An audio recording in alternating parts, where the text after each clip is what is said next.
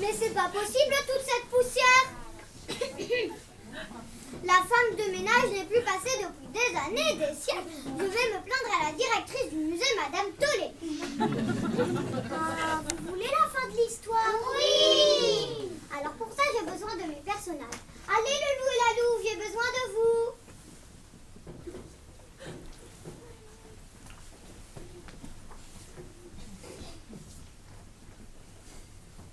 Asseyez-vous, mes enfants. Donc, le loup et la louve arrivent devant le musée et ils retrouvent quelques-uns de ses amis. Yeti, sors de ton cadre, on a besoin de toi.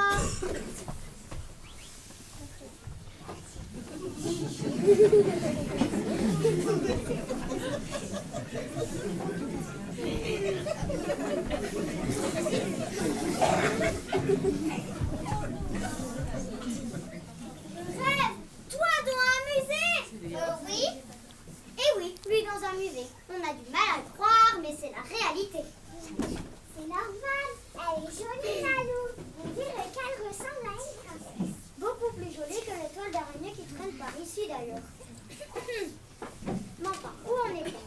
Ah oui, le loup et la louve observent calmement toutes les œuvres d'art. Pour les connaisseurs, il y avait pas mal de belles toiles du temps où ce musée était dépoussiéré tous les jours. Mais enfin, revenons à notre loup. Il n'aimait rien du tout. Père Aou, Père Aou, qu'est-ce que tu dis? C'est joli. Quel menteur en plus. Tout ça pour les yeux d'une jolie louve. N'importe quoi. Tu as raison, Yeti, mais laisse-moi raconter la suite. Le loup s'ennuie tellement qu'il commence à toucher à tout.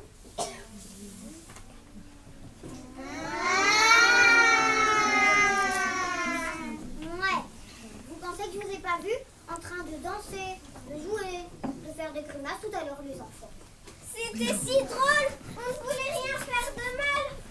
Mais nous non plus, certainement. Mais il n'a pas autant de chance que vous. Notre loup, les enfants, ne sait pas que dans ce musée, il y a un rat. Un rat? Oui, mais attention, ce rat n'était ni un rat de ville, ni un rat des champs, ni même petit rat de l'opéra. Non, ce rat était particulièrement gentil et agréable, sauf quand il ne respectait pas les règles du musée.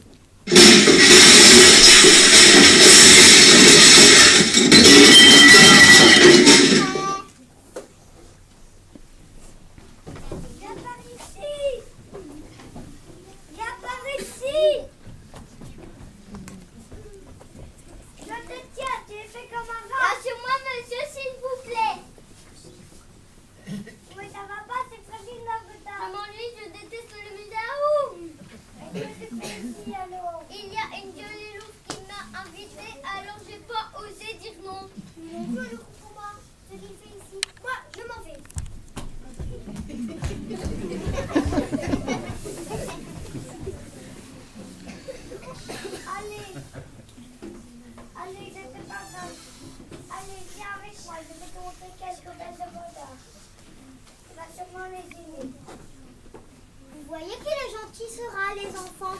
Ce rat est en fait le gardien du musée. En plus d'être le gardien, ce rat est expert en œuvres d'art. Il lui fait donc découvrir de belles œuvres, mais le loup n'a pas vraiment l'air... C'est affreux tout ce que tu me montres, tu n'as pas autre chose? Oh là, tu es vraiment élargi comme musée, toi. Incroyable, je n'ai jamais vu quelqu'un comme ça. À ce stade de l'histoire, on pourrait dire que c'est peine perdue pour notre loup. Il n'aimera jamais les musées. Mais la suite va prouver le contraire. En effet, tout d'un coup, le loup entend un grand...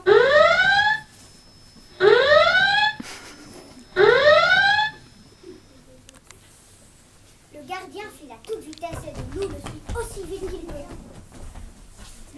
Le loup le suit.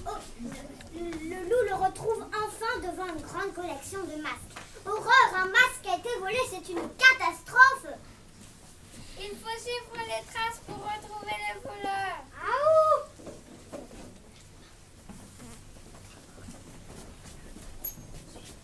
En suivant les traces du voleur, il tombe nez à nez devant un drôle d'oiseau dans la vitrine. C'est un dodo, une espèce qui n'existe plus aujourd'hui. Intéressant.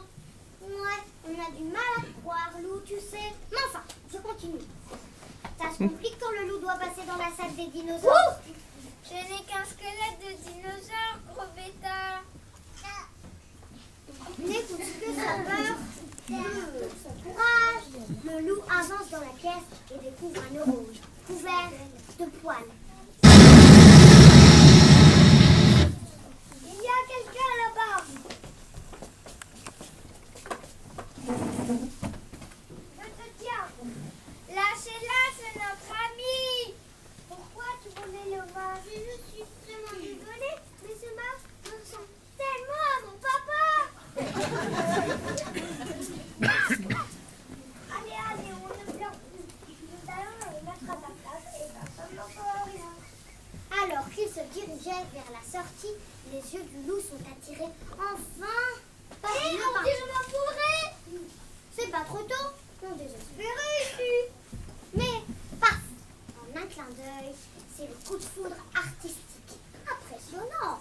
Comme quoi les enfants, l'art émeut, transporte et fait voyager.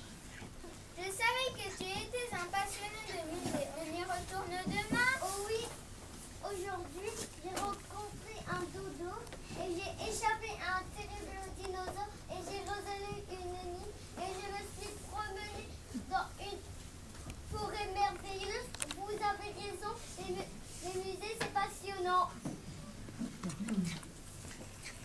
Et c'est sur cela que s'achève l'histoire du grand gentilou. Qui craint le grand gentilou? C'était vous? C'était